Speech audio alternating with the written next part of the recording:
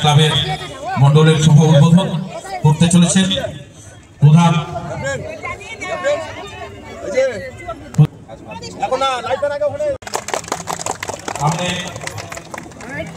আমাদের প্রদীপ প্রজ্বলন করবেন আমাদের বাবা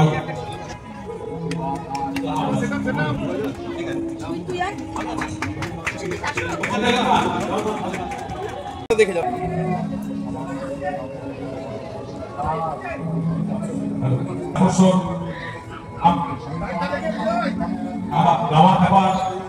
মাতৃ দর্শন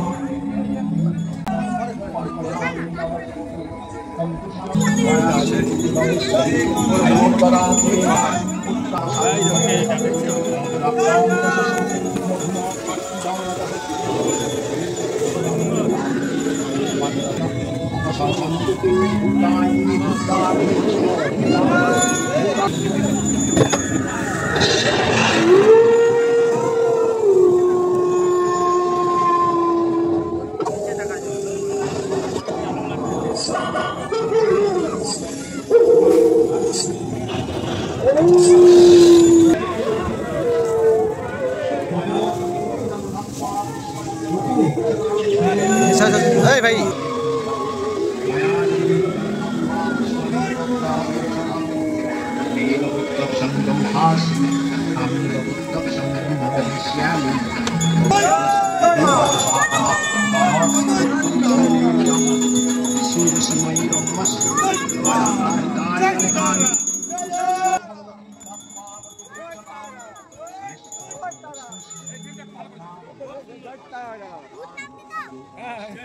পর্ব ইতিমধ্যেই শেষ হলো। এরপরে চলো আমরা সকলে আবারও সাংস্কৃতিক পর্ব প্রবেশ করি।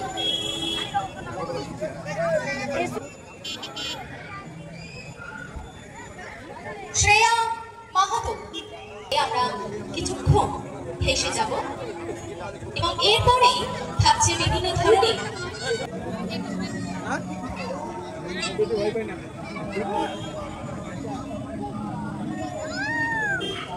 ব্যবস্থায় যে সকল রাজারা আছেন তাদেরকে বলা হচ্ছে আপনারা প্লিজ একটু সাউন্ড ব্যক্তি সহযোগিতা করছেন সাথে উত্তরীয় প্রদান করে এবং তার সাথে চির সবুজ থাকার বার্তা বাহক যে চারা গাছ তা হাতে তুলে দিয়ে আমরা বরণ করে নিচ্ছি আমাদের ইংরেজবাজার পৌরসভার চেয়ারম্যান মাননীয় শ্রী কৃষ্ণেন্দু নারায়ণ চৌধুরী মহাশয়কে জোরে এগারোয়ালা মহাশয়কে সহযোগিতা রয়েছেন অপু ঘোষ এবং সন্দীপা ঘোষ। অনেক অনেক ধন্যবাদ জানাই ম্যাডামকে ব্যস্ততম সময় থেকে সময় বার করে আমাদের সুন্দর একটি স্মারক হাতে তুলে দিয়ে এবং তার সাথে সবুজ একটি চারা গাছ হাতে তুলে দিয়ে আমরা ম্যাডামকে বরণ করে নিলাম। অসংখ্য ধন্যবাদ জানাই। সত্যি আমাদের অনুষ্ঠান কিন্তু অনেক শুভেচ্ছা জানাই। ঠিক আছে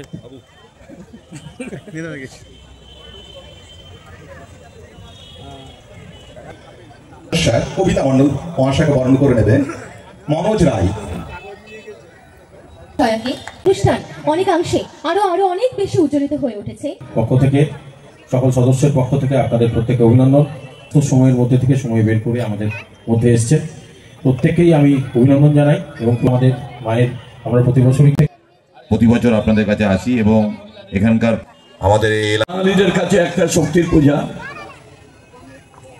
আর অনেকেই কালী পূজার দিন দীপাবলি বলে এটাকে পালন করে। দীপাবলি উৎসবটা শুধু আমাদের দেশে নয়, হোয়াইট হাউস ব্রিটেনে রাজ পরিবারের বাড়িতেও এই উৎসব পালিত হয়। যেখানে যেখানে ভারতীয়রা আছেন সেখানেই পালন হয়। মা কালী অনেক রূপ আছে, এক একটা রূপে এক এক ভাবে পূজিত হয়। কোথাও শ্যামা কালী, কৃষ্ণ কালী, ডাকাত কালী, বিভিন্ন রূপ। আমরা অনেক কিছু শুনেছি যে রামকৃষ্ণ দেবকে যখন দায়িত্ব দিলেন রানী রাসমণি যেখানে পূজা করতেন, তখন উনি পূজাটা এইভাবে পূজা করতেন না। মা কাছে তিনি আদর করে মা মা বলতেন, নিজের খাবার খেতেন আর মাকে খাওয়াতেন। আর এইভাবে তিনি মায়ের সেবা করতেন। একদিন রাজবাড়ির মধ্যে আলোড়ন হয়ে গেল যে মাকে অপবিত্র করছে। সবাই এসে লুকে দেখছে মাকে নিজের একটু খাবার খাওয়াচ্ছে। রানীমার কাছে গেল, মা কাকে রেখেছে যে আমাদের মা কালীকে অপমান করছেন? রানী রাসমণি আমাদের রামকৃষ্ণদেবকে ডেকে বলল, তুমি আমার মাকে অপবিত্র করেছ, রাখা হবে না, চলে যাও। সেই রাত্রে মা কালী ভবতারিণী তিনি রানীকে বললেন, আমার ছেলেকে বের করে দিয়েছ, আমি কিন্তু তোমাদের এখানে থাকবো না। ওই রাত্রে উঠে রানী রাসমণি সবাইকে ডাকলেন, ডেকে বললেন, যেখান থেকে পারো নিয়ে আসো। ও সাধন পূজারী না, এক অসাধারণ স্বয়ং মা কালীর সন্তান। সবাই মিলে বেরিয়ে পড়লো, রামকৃষ্ণদেবকে নিয়ে আসলেন। এরকম অসংখ্য কাহিনী মা কালীকে নিয়ে হয়েছে। গত কয়েকদিন ধরে টিভিতে হাইলাইটস করছিল কোন মা কালীর কি শক্তি আছে না। আমরা একটাই জিনিস বুঝি, ভারতবর্ষ এমন একটা জায়গা যেখানে 48টা মেজর উৎসব আছে। আর এই মেজর উৎসব শুধু আমাদের রাজ্যে নয়, দেশে নয়, সারা পৃথিবীময় ছড়িয়ে পড়েছে। এটাই হচ্ছে আমাদের গর্ব, এটাই হচ্ছে আমাদের দেশের রূপ। আর এই আকর্ষণে সারা পৃথিবীর মানুষ ভারতবর্ষে ছুটে আসে। আমি এই শুভ লগ্নে এইটুকুই প্রার্থনা করবো আপনাদের কাছে যে আমরা যারা আছি মায়ের কাছে এইটুকু প্রার্থনা করবো সকলে মিলে, মা আমাদের শক্তি দেখ, আমাদের সাহস দেখ, যে শক্তি নিয়ে আপনাদের পাশে থাকতে পারবো, আপনাদের সেবা করতে পারবো।